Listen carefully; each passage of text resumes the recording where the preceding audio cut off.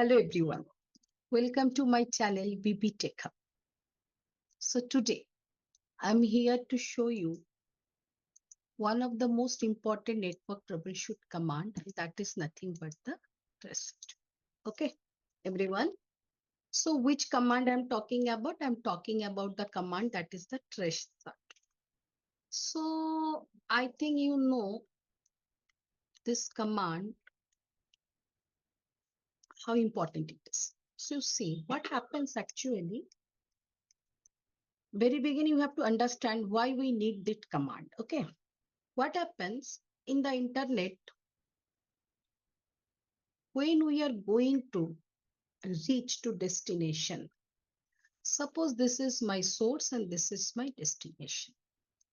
So the data packet need to travel different nodes before reaching to the destination.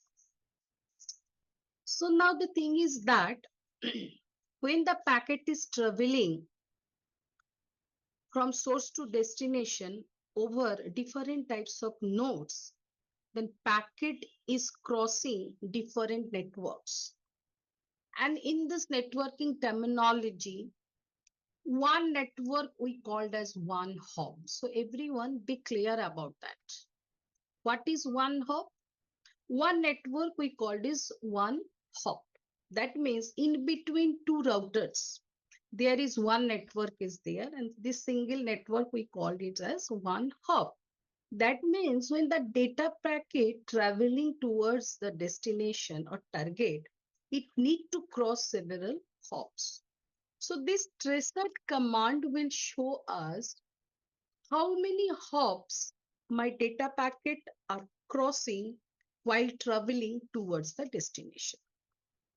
So it is truly, it's a command line utility and used for tracing the path over which data travels to reach the destination. And always remember, it is maximum 30.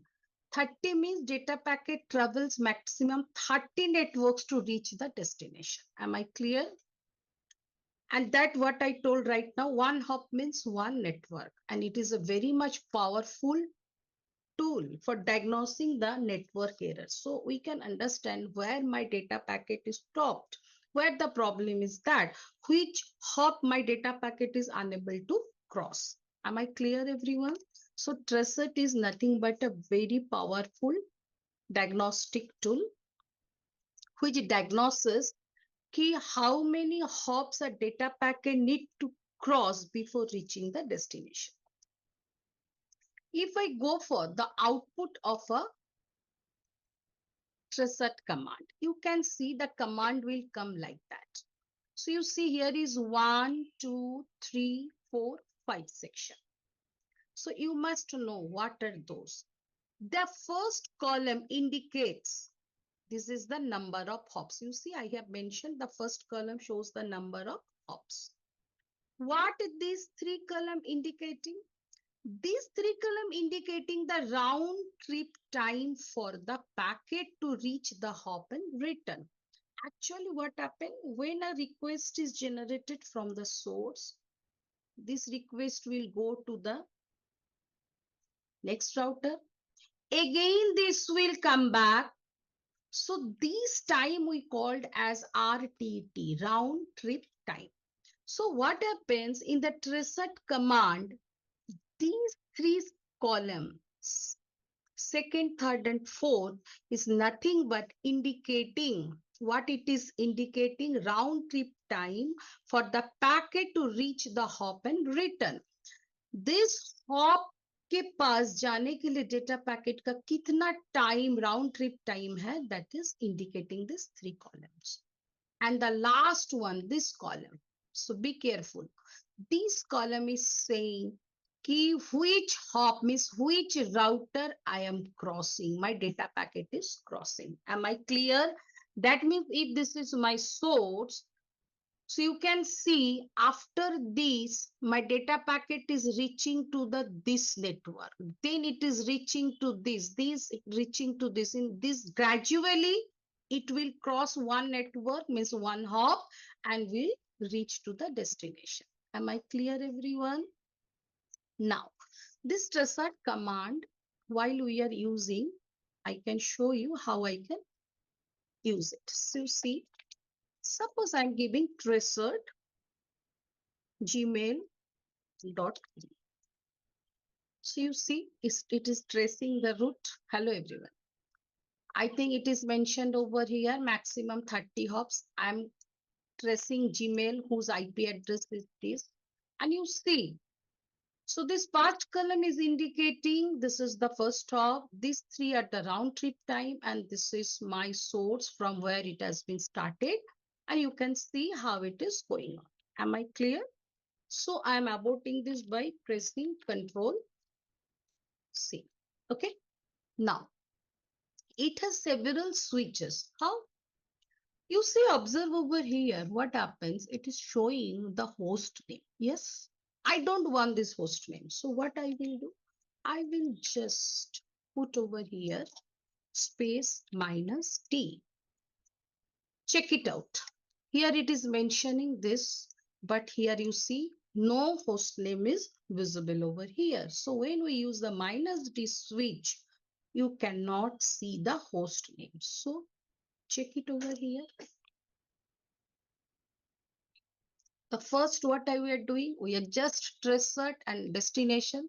This is the basic syntax to run Tracert for a specific destination. We can mention the IP address or we can mention the domain name. I have mentioned the domain name gmail.com. Now I do not want the name resolution should happen. I want only just to show me the IP address. So which switch I have used? That is -d. Is it? So this switch does not resolve addresses to host name. Is it clear? Now over here, you see the example. What happens? What happens? It is tracing the route. Okay. Control C. Now, you see, it has given maximum 30 hops. I do not want the 30 hops. I need the report for up to 4 hops. So what I will do, just remove this D and we put the H. And you give the number of hops you are asking for. I am giving 5. That means what over here I am mentioning? I am saying the Tracert command kindly trace the route through which you are traveling, but not for the maximum one. I want only up to 5. So enter and you see the outcome. What happens? Have you seen? I have got only the tracing up to 5 hops. Okay. So this is the switch for number of hops limited. This switch shows maximum number of hops while searching destination. Maximum 30. You can restrict your hops also by using this command Tracert space -8 space the number, how many times you are want, how many hops you want, and then go for the destination host. You can put over here the IP address or you can put the token. Okay. Now, suppose you think I am enabling the IP version 6 over here. You see what happens. Just you check it out. What happens? Just simple. See, I'm getting in the format of IP version 6. Is it clear, everyone? Now, I do not want in IP version 6 format. What I want, my IP version 6 and IP version 4 both are enabled in my TCP/IP settings. So whenever I simply plain run the Tracert command, whatever it will resolve the shows the outcome as for IPv6. I want it should be on only IPv4. So I will put over here 4.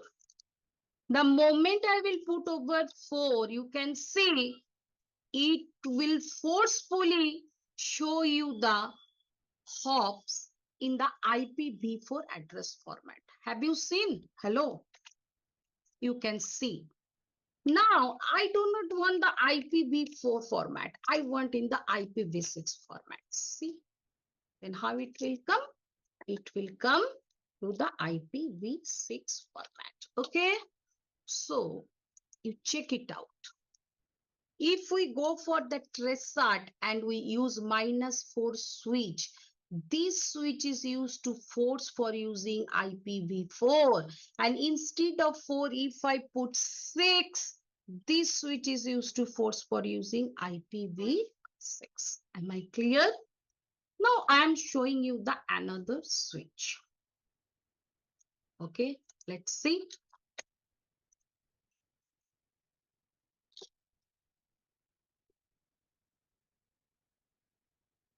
What it is. Now see what happens. When we use this -4 switch, what happens you see? This switch is used to specify the time in millisecond for timeout while wait for reply. That means the time will be out after the specified time. So how much time I have specified for the reply? In this example, I have specified for the reply up to how much? 1000. Have you seen? Okay, it will be maximum 4000 millisecond. Okay, are you getting me? So this W parameter is doing what? W parameter is saying is it parameter specify the time, and the time will be in the millisecond. For what? For timeout while wait for reply. I mean, until how much time it will wait for the reply, and default is 4000 millisecond. Is it clear, everyone? And the last one, if you want to know in details about the tracer, just simple put tracer space slash then question mark. So all the parameters are here. Here some parameters are there which are only applicable for the IPv6, which are not applicable for the IPv4. Is it clear, everyone? I think you understood about this command. Okay, that is the Tracert. So next time, whenever you are using this command Tracert, so please be carefully observe the command. You can understand how this command how this command runs, and as a network engineer, how you can use this command to troubleshoot. Okay. So for this video up to this, so thank you everyone. We'll meet in the